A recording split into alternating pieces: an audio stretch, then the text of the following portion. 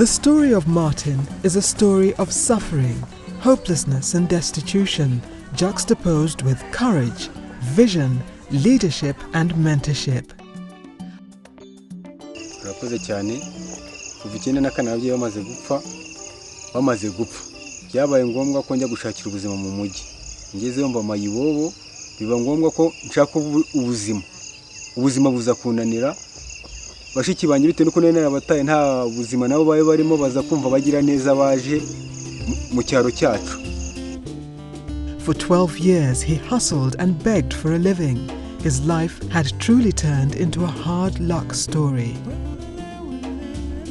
Those who came into contact with him could attest to one remarkable thing, the fire in his eyes. He was always determined to do well, whatever the task. Indeed, he was a resourceful street boy. In 2004, his sisters sent several youth from their new working group to convince him to come home. Initially, he ignored these messages. However, the pangs of hunger and the yearning for family love gave him a good reason to move on. After several of these visits, he opted to leave the streets of Kigali, imagining endless feasts in the village and a much better life.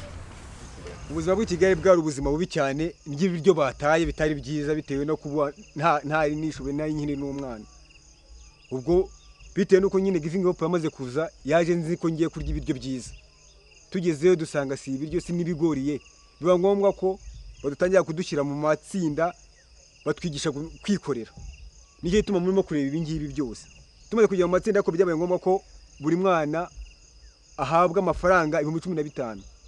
Nabiguzemo ihene imwe birangize nguramo ihene 3 bikangombwa ko zagiye zororoka bitewe nuko nagiye nzicuruza mu buryo bwihuse na mu buryo bwo kuziragiza zivamo inkimwe birangombwa ko nongera ya nkimwe ubwo ngubwo ntangiye kwigisha abagenzi banje ya mafaranga mbonye bityo bitangiye kumpana zira nka zose mwagiye mubona. Hari n'ibindi byinshi mutaya rondo ntagiye mbereka ariko byiza nk'ubu mfite uburiri bwiza bugendanye n'igihe amazi meze ntabwo mwagezeho stock yanjye y'imyaka iri ntimwageze mu byo kurya ibintu byinshi.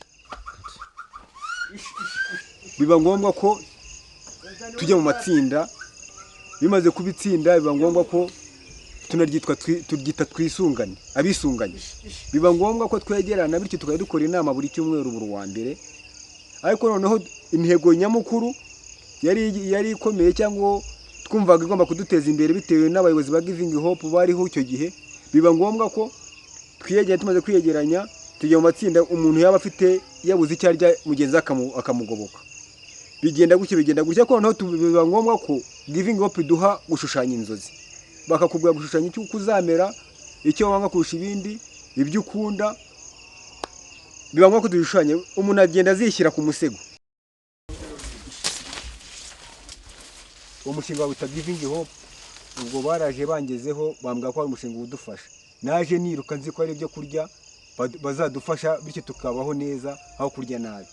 Nahagize siko byagenze ahubwo byabaye ngombwa ko byabaye ngombwa ko batwegereza badushyira ahantu hamwe nabo twari duhuje ibibazo. Magize twajyanye imifuka tukajyana n'ibyo kurya baye buduhe imifuka tuyisubizayo. Ariko icyo baduhaye ni ukudushyira hamwe batwegeranya baduha inama. Martin learnt several lessons. The most important was this: nothing comes easy. If hard work would lead him out of his sorry being, then he resolved he'd do his very best. Armed with his dream, determination and a will to achieve his most cherished wishes, he set about working towards what he calls the good life. He achieved his dream in 2006. He is a successful farmer who now owns a banana plantation, 2 cows and a grain storage house. Hari ahantu habi cyane ku buryo byari hari ishyamba n'ibikoko bikaba byihishamo ndaza mu ruko mbigenza kuba ngombwa ko babana Giving Hope yaduhaye bamfasha mu kuhahinga za mbaraga ziba nyinshi bityo haba heza gutya. Martin then had a new dream to help others. He was very keen on this dream because when he was in trouble, others reached out to help him. By 2007, his dream was unfolding as he started paying school fees for his two sisters, training other youth in small business creation, and by taking in a child who was orphaned and homeless. Ugirirwa icyizere n'abaturage bakajya bantora uko bwije no kubuke bitewe n'igihe kigezweho cyangwa n'imirimo ikeneye kugira ngo ikorerwe abaturage. Iyo mirimo byose nyisuhuza neza. Ubwo muri makeya ibyanjye n'ibyo mwabonye ni ibyo ngibyo ubu ngubu ndi n'umwarimu mu kwigisha bira bintu mwabonye by'imitako mu rugo. Inyungu irimo dukoresha ibi birere by'isi ibi bitoki dutera tukarya, tugakoresha imyumbati y'ubugari ubu ngubu turya, bikaba ngombwa ko tugura urwembe tugaharura bya birere tukagura urupapuro rwa kizungu za mu nganda, nicyo kintu tuguraho amafaranga n'izo nzembe. Ibindi ni ugukoresha intoki n'ibi bintu bya gakondo byacu, bikaba ngombwa ko izo kati yo tumaze kuzikora. Dreaming has always been part of their lives.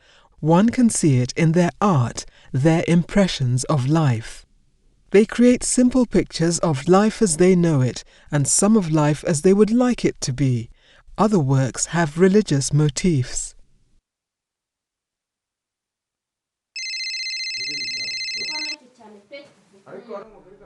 A call comes in from a client in Kigali. At first, everybody is tense. Then all of a sudden, it's time for celebration. A big order has come in.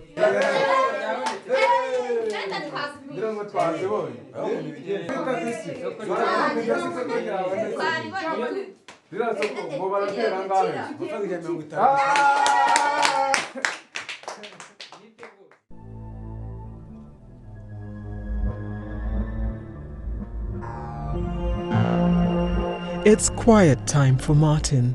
He often takes time to walk in his beautiful garden and wonder about life's possibilities.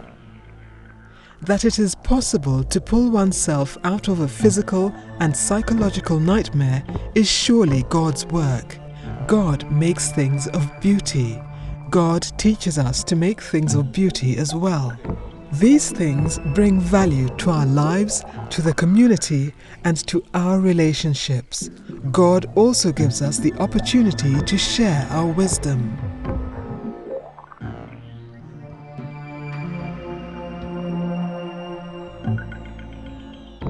Ubusitani ni bwiza na bitewe n'urukundo Imana yamaze kungirira. Byabaye ngombwa ko mbona abantu batuma mva mu bwigunge ubumeze neza niyo ndiyo ntekereza. Niba ko Imana yangiriye neza cyane. Bikaba ngombwa ko ubu ngubu nimba yangiriye neza nkaba ndimo gutekereza, nkaba namenye gukora ubukorikori bukaba bumfasha, nkaba ndiho neza. Ndumva ko niyo ntekereza mba nshaka gutekereza nuko abameze nkanjye nkuko nari meze imbere bamera nkanjye noneho muri aka kanya. Bityo nkaba ndimo gutekereza kugira ngo ngire icyo nakora nabo bamere nkanjye. Martin values friendship and fellowship. He has seen the treachery of selfishness on the streets and witnessed the power of positive relationships with one's community.